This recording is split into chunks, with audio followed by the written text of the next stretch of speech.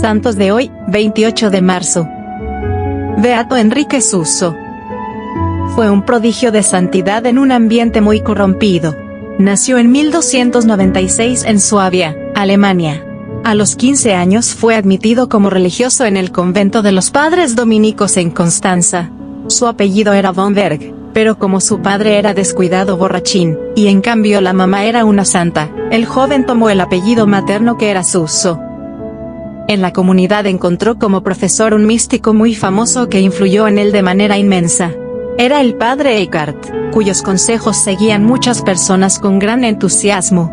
Enrique decía, el padre Eckhart demuestra tan gran sabiduría que parece como si Dios no le hubiera ocultado nada. Los datos que vamos a narrar enseguida están extraídos de la autobiografía del propio Enrique Suso. Los primeros años de religioso no fue muy fervoroso, pero luego un día empezó a oír continuamente este mandato: renuncie a todo lo que no lo ayude a conseguir la santidad.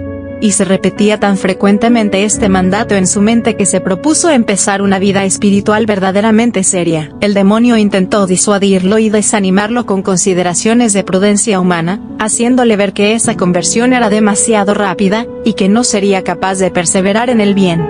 Él se dedicó a pedir a Dios la sabiduría celestial, y repetía las palabras del libro de la sabiduría: Señor, envíame la sabiduría que procede de tu trono. Tú sabes que soy muy joven, sin experiencia y de pocos años. Pero si tú me mandas la sabiduría podré perseverar. Y pedía al Espíritu Santo el don de consejo y la virtud de la prudencia, y así logró perseverar. En adelante durante toda su vida será un admirador constante de la sabiduría eterna, y recomendará a sus discípulos el pedir mucho a Dios el don de la sabiduría, y les repetía las palabras del libro santo: sabiendo que no tendría la sabiduría si Dios no me la concedía, me dediqué a pedirla en oración, y me fue concedida. Su amor a la Virgen María era inmenso y predicaba constantemente su devoción. Publicó el libro titulado Sabiduría Eterna, el cual fue sumamente famoso y muy popular por varios siglos. Al principio de su conversión, creyó Enrique que debía dedicarse a mortificaciones muy fuertes y así lo hizo. Sus ayunos, vigilias, azotes y demás penitencias llegaron a causar asombro y casi acaban con su vida. Pero según cuenta en su autobiografía, una iluminación del cielo le comunicó que en vez de estas mortificaciones buscadas por él, debía más bien dedicarse a aceptar con buena voluntad los sufrimientos que Dios iba a permitir que le llegaran. Y fue entonces cuando empezaron a llegarle penas tremendas. Los enemigos del alma trataban de atacarle de mil maneras. Le llegaban los pensamientos más impuros y las imaginaciones más indecentes, y una melancolía o sentimiento continuo de tristeza que trataba de desanimarlo del todo. Y luego las tentaciones contra la fe. Y como si no bastara todo esto, le llegó la convicción de que él estaba destinado a condenarse para siempre. Afortunadamente había tenido un buen profesor, y se fue en busca del sabio padre Eckhart y le contó todo. El famoso místico me consoló y logró sacarme de aquel infierno en el cual estaba viviendo. Y volvió a su alma la paz. Una vez más se cumplía lo que dice el libro de los Proverbios: triunfarán los que saben pedir consejos. Pero ahora le iba a llegar un tercer tormento. Una voz interior le dijo: hasta ahora has sufrido ataques venidos del interior. Ahora empezarán los ataques que llegan desde el exterior. Y así sucedió. Pronto empezó a experimentar la ingratitud, y la pérdida de los amigos y de la buena fama. Sus paisanos se dividían en dos clases: los fervorosos y los relajados.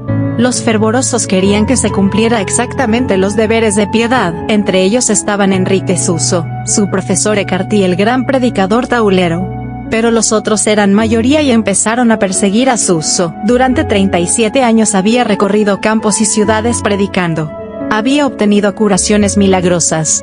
En pleno sermón vieron su rostro rodeado de resplandores. Pero insistía muy fuertemente en que había que dedicarse con toda seriedad a la santidad, y esto no agradaba a los relajados. Y entonces se valieron de la calumnia, se valieron de un muchacho mentiroso para inventar que él había cometido sacrilegios. Logró comprobar que era inocente. Luego inventaron que Enrique había tratado de envenenar a una persona. Pronto se supo que eso era mentira. Lo acusaron de haber inventado un milagro, pero los mentirosos quedaron al descubierto. Fueron tantas las acusaciones que tuvo que huir por un tiempo a Holanda. Allá lo acusaron de haber escrito herejías contra la fe.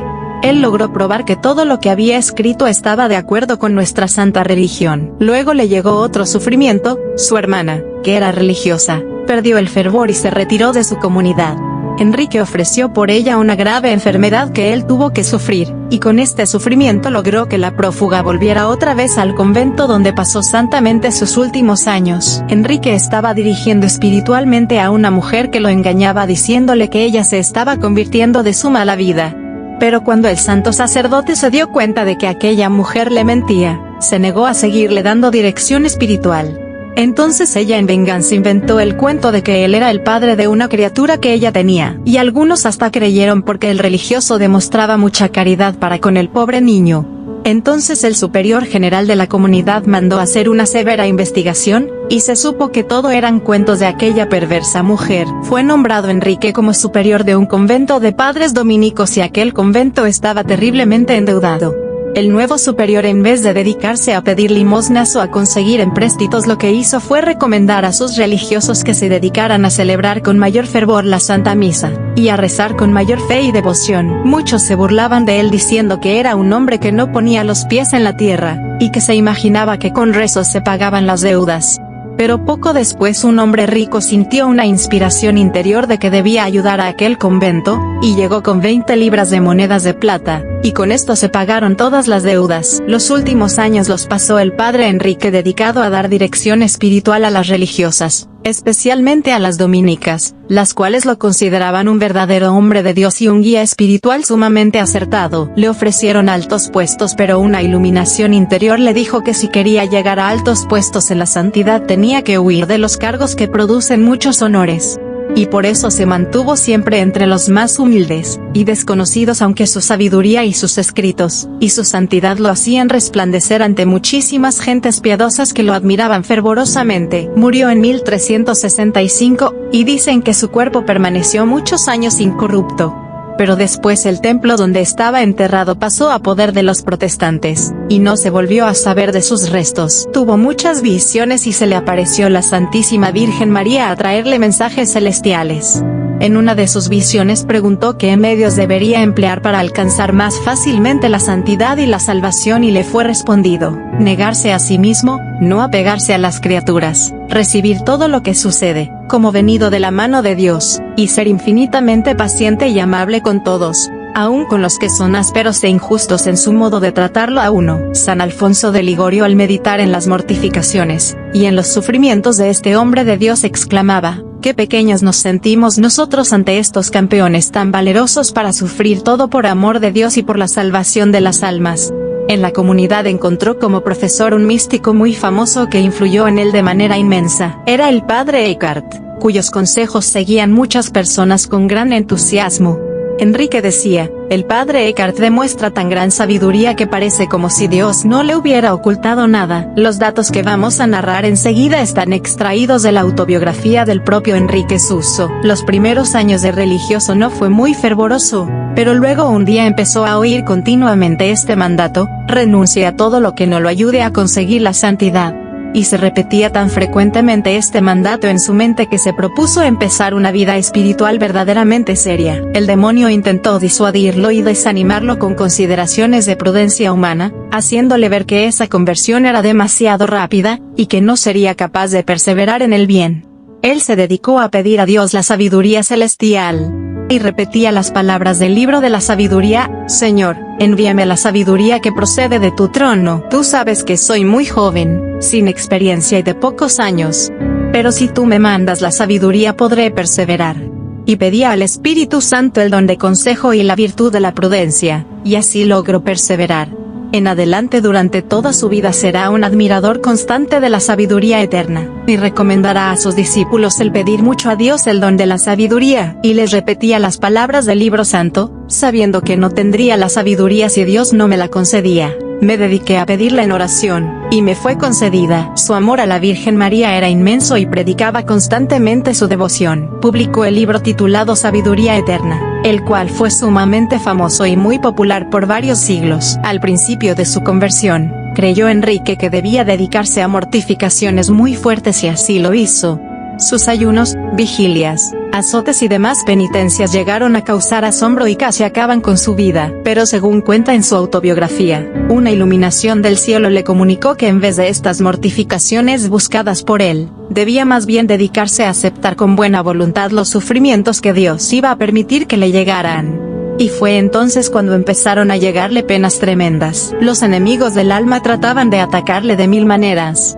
Le llegaban los pensamientos más impuros y las imaginaciones más indecentes.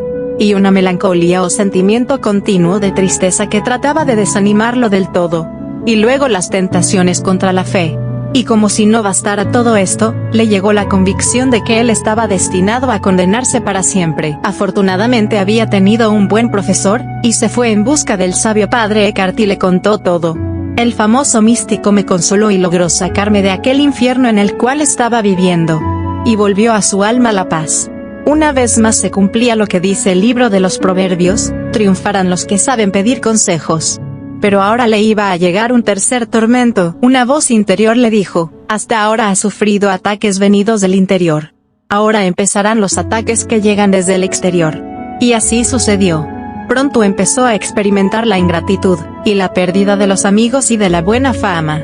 Sus paisanos se dividían en dos clases, los fervorosos y los relajados. Los fervorosos querían que se cumpliera exactamente los deberes de piedad. Entre ellos estaban Enrique Suso, su profesor Eckhart y el gran predicador Taulero. Pero los otros eran mayoría y empezaron a perseguir a Suso. Durante 37 años había recorrido campos y ciudades predicando. Había obtenido curaciones milagrosas. En pleno sermón vieron su rostro rodeado de resplandores.